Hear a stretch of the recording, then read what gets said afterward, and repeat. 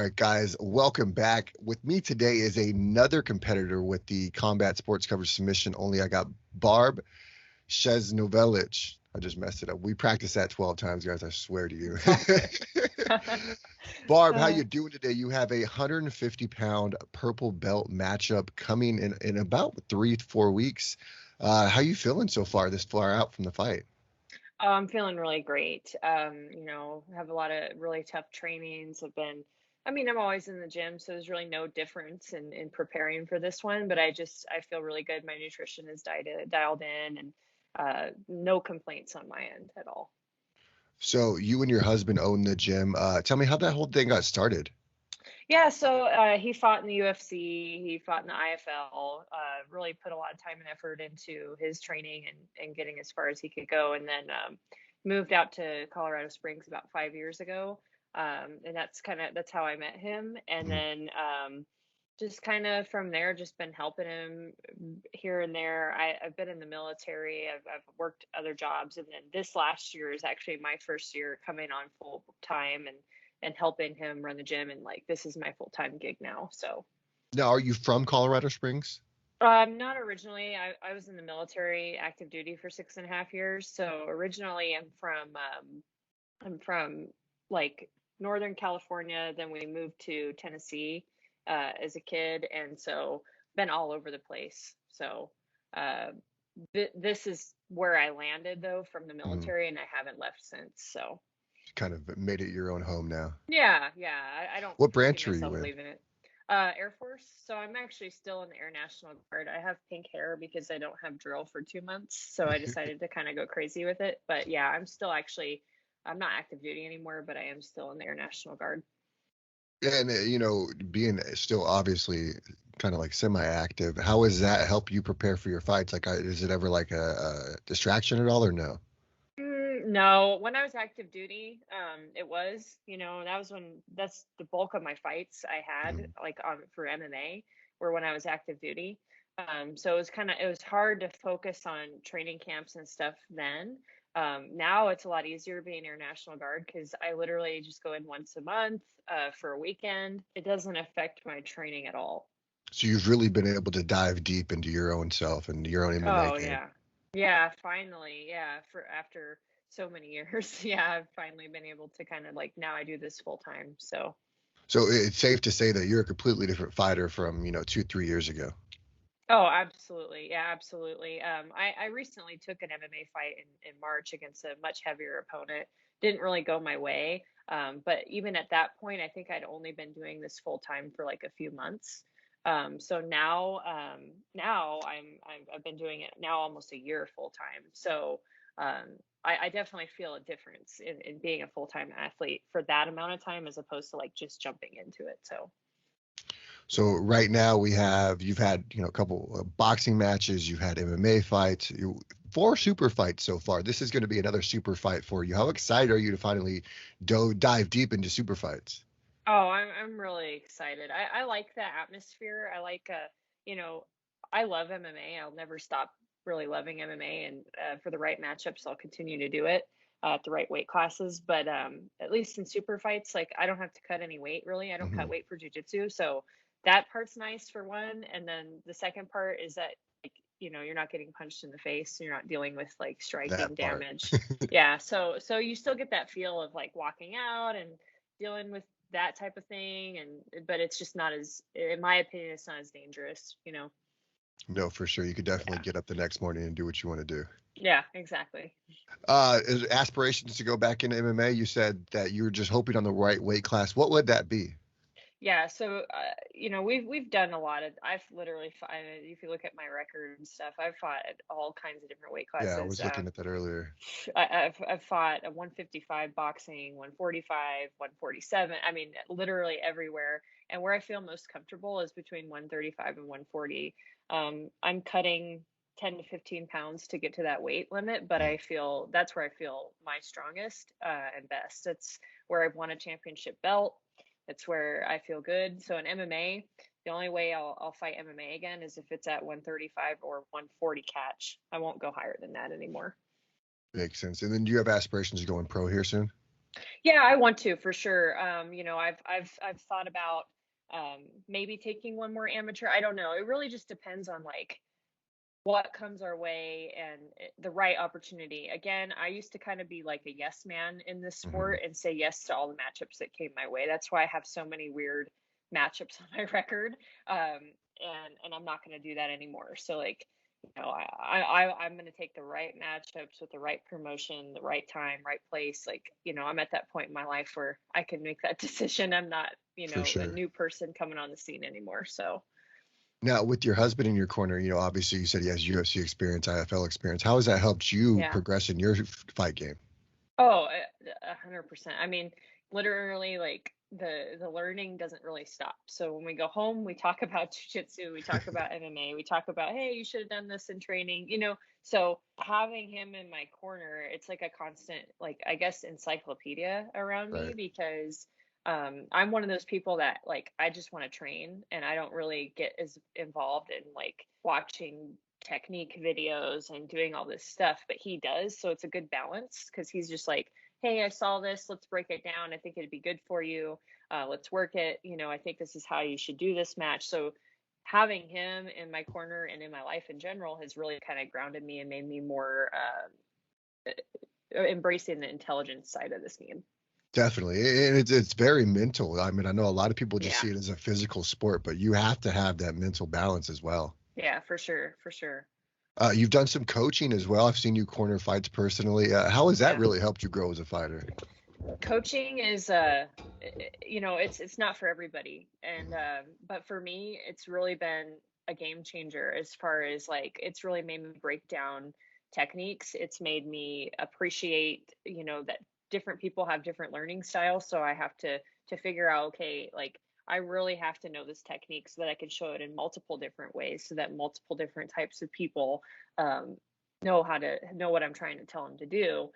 Similarly, to motivate a fighter that could be losing in an MMA fight or in a jiu-jitsu match to try to pull something out of them and win. Recently, we had a guy up in Montana. I think it was probably the same night that you were there. He knocked his guy out. He's in the 155 tournament for Fusion. And I remember he sat down. It was the second round. He sat down on a stool, and I said, "This is where you finish this guy." And he said, "I got you," and he did it. And so, Yeah, I like remember that that. type of feeling, that type of thing when you're coaching is probably the best thing ever. Yeah, I think that I have some actually very good photos of that finish too as well. I'll Oh have to yeah, it shoot was them a good over to one. you guys. Yeah, that'd be great. Yeah. Yeah, no, it's such a small world and a small community because I mean, before this, we didn't even make that connection, and literally, I was feet from you as you were cornering your Right. fighters. Yeah. For you, sorry, your purple belt. What's your jiu-jitsu lineage? So my lineage is Sergio Pena, who then he got his black belt from Osvaldo Alves. Mhm. So, I mean, if you look up Sergio Pena, he's in Las Vegas. So when we go do this match, I'm excited to go actually train at his school. Nice. Um, yeah, yeah. So that's where Mike got his black belt, and I mean, I mean, he's one of the literal like legends and OGs of jujitsu. So there's so many stories about him like competing against some of the Gracies and stuff back in the day when he was just a purple belt, like things like that. Like really, really just incredible to be a part of that lineage. No, definitely. Like my professor too, also an OG of the sport. I love just sitting down and listening to some of his stories because they're so like crazy. He's got so many, and like he'll just like start popping off names, and I'm like, dude, what are you talking about? You did all this? Yeah. Yeah, I know. It's crazy. Yeah, for sure. So I'm excited to go to Vegas and I mean to obviously compete, but then to actually step foot in his gym for the first time too.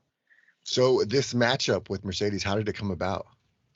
I reached out to Combat Sports Coverage because I saw that they, were doing a show in Vegas. I've never actually personally been to Vegas, and I've seen some of their shows. Never been to Vegas. Never been to Vegas. Yeah, my husband did. Obviously, he lived there Yes. for quite some time, but I've never been. And so when he actually brought it up, like that he was doing a show there, I said, "Oh, how can I apply?" I've seen a lot of these CSC grappling tournaments and shows, and I was like, "Oh wow, it looks really like professionally done." There's a lot of like kind of well-known names on these shows. And Yeah. I was like, well, I'll just reach out and see. And he's like, yeah, I'll try to get you a super fight. And then the name Mercedes came up, and I was like, absolutely. Like I love that 10th Planet style. I love going Mhm. against it. And like I said, it's really cool to go against another gym owner. I know the struggle of being a gym owner and trying to be an athlete at the same time. So we both have uh that same struggle, that same thing that we're doing. And I think it's like gym owner versus gym owner. So it's pretty cool. Yeah, definitely. Like you said, gym owner versus gym owner. So there's gonna be a little bit of like trash talking back and forth, or playful, obviously. Yeah. You know what? I'm one of those that doesn't like initiate trash talk, but if somebody trash talks to me, then I have no problem redishing it back out. So, but Definitely. I feel like she's pretty respectful person. I'm a Yeah, she's respectful person. There's no need. It's just healthy. It's like a healthy battle between gym owners, I think. you know i I got a lot of respect for her. Like I said, I started training in 2012. I know she started training well before I did. hmm So she's been in this game a long, long, long, long time, whether it's MMA or jiu-jitsu. So like I said, I got a lot of respect for her. But yeah, if she brings a trash talk my way, I have no problem engaging in it. So Now, 150 pounds, you said you do not cut weight for jiu-jitsu. Is that something that you've always done? no, I mean, yeah, I've never cut weight for jujitsu. The only time I'll cut weight for jujitsu is if it's like an opportunity I can't pass up. hmm There there actually is one coming up. Uh, Probably it's like a week or two before this match. I'm not even going to announce it because it's not officially on a poster yet, but just stay Nice. tuned on my Instagram, and when you see it, you're going to be like, oh my God. I will say it's against a current UFC fighter. So I'm pretty excited about that challenge, but obviously training specifically for Mercedes and that style. Um, I don't really, I train the same way, but yeah, that's the only time I'll cut weight is if it's for like a opponent I can't pass up on. Without getting into too much detail, does this young lady and Mercedes have kind of the same style? Mm, no, no, they actually have completely different styles, So but how is it like for you to prepare against the two different styles? I, so I actually recently listened to Keenan do like a podcast, hmm and he was talking about like he puts himself in really bad, or he used to when he was competing in really bad positions all the time to get used to everything, to get used to that like just pretty much everything. And I have a crew of guys here that I train with. They all have different styles, so it's really really nice for me. Like literally from the rubber guard style to the pressure passing wrestling style, I have literally a line of guys that are all like blue belts and above that I consider them giving certain black belts really hard run for their money. I've seen it happen in our gym. So uh I'm ready for whatever, honestly. But like yeah, in particular, I could prepare for her, but it it's jujitsu. I'm gonna do Right. my game Just exactly. regardless. Just make Yeah. them do your game. What Yep. is your game? Oh, my game. It's kind of eclectic. I like doing lots of guardy things, but then again, I also have like that MMA pressure style as well. Mhm. Depending on the situation, it's all over the place. I mean, um, I just posted a picture of doing 50-50 at the IBJJF and getting disqualified. So I like leg locks At too. nationals? No, this was my first ever IBJJF. I've never done them until this year. And I went up against her name's Desi Leonanjo. She's literally like the best female purple belt out there. Um, and got disqualified for reaping her knee. So, I um, just did nationals. I was literally, I'm only a white belt still. okay. I went for a heel hook, and like as I'm like setting it up, I was like, oh shit, I can't do Oops, I know. that. Yeah, yeah. So, I mean, it's tough when you train like MMA or you train, for me, I train everything. So that was my lesson learned. And then I went to PANS, and there was like 7 girls. It was my second IBJJF tournament ever, and I ended up taking bronze. So I kind of learned how to play the IBJJF game, but I prefer for this type of setting where it's sub only. And I mean, if we're purple belts, usually we've been doing jiu-jitsu long enough to be able to reap the knee, in my opinion. Sure. Now, So, for you, you like the sub only competition. oh yeah, can't really point you out that way. Yeah, yeah. I don't. I just see it as like, especially if they're spectators, they don't want to see like a point match. They don't want to Yeah. see you hold somebody down and like try to get, an advantage and all this stuff. Like that's not what people want to watch. They want to see people hunting for submissions, and whether you get one or not, you're giving it your all. And so I like that style. I don't like the point style. I'll play it like for IBJJF so that I can try to get on the podium, but do I prefer it? No. Now, what are your keys to victory against Mercedes here in a couple weeks? I think just being ruthless with submission attempts. There's always a chain in jujitsu. The further that you kind of progress in jujitsu, there's like this like algorithm and chain, and each submission attempt leads to another, leads to a mistake. And I think just being overwhelming and in that pursuit of a submission is going to be the key to my victory for sure. 1 6-minute round. Yeah. Do you plan on going out fast? You kind of just let the game come to you? In the past, I've to a fault been kind of like chill at the start of my matches, especially like in the more pointy matches. But I think somebody like her, I know she trains really hard. I know she has a lot of tough training partners, and I've been preparing myself to really just start off strong. So I'm probably going to go out the gate pretty hard. Excellent. Well, I don't want to take any more of your time. I know how super busy you are. Thank you for joining us today. I can't wait to see you in Vegas. I'll actually be commentating your fight, so I'm super Cool. looking forward to that one. For you, any last words for Mercedes? For Mercedes, let's go out there and put on a good show. Let's sub hunt the whole time. Let's not make this a boring match. I mean, the fans want to see like a bunch of submissions, so let's throw a bunch and let's see who gets one. And I did want to shout out my sponsor, Main Event Apparel. They sell a lot of clothes, a lot of good stuff. And then obviously I want to shout my team out, Cies MMA. They've been putting me through the ringer here, prepared for this stuff. So. Excellent, excellent. Obviously, you just shout out your sponsors, but is there anyone else you'd like to shout out? Anyone that's really helped you along your jiu-jitsu journey? Absolutely. Obviously, my husband. Like I could be really stubborn in training, and I do apologize for that. but he keeps me grounded, and he really like reels me back in and makes me really focus. And then one of my toughest training partners, he's competing Fight to Win Friday, this in Denver. His name's Robbie Spinella, and I'll tell you what, just look out for that guy because he's only a blue belt, but you don't want no part of that guy. And he's been putting me through the ringer and training constantly every single day. So I really appreciate, especially him in as a training partner. And that's important, man. Iron sharpens iron. Oh yeah, for sure. Yep. Any last words? Obviously, you're preparing for this. What do you have to look forward to? I just want to go out there and have a good time, enjoy Vegas, enjoy, it's a 6-minute match. So, train hard to have fun in the match. And so that's what I'm looking forward to, is just having a good time. And then where can the fans find you on social media so they can look out for your hopeful announcement here in a couple of days? Yeah. So I have an Instagram, and it's, Barb CBJJ. So if you just look me up on there, that's the only social media I have right now. As far as I used to have an athlete page, but I took it down. There's too much spam coming into my stuff. So just on Instagram, Barb CBJJ.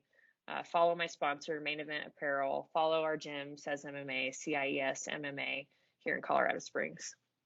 Excellent. And thank you again for joining us, Barb. You're going to be the fourth match up here at the Combat Sports Coverage Super Fights. I can't wait to watch it. I can't wait to commentate it. Thank you again for joining us, and have a good day. All right. Thank you.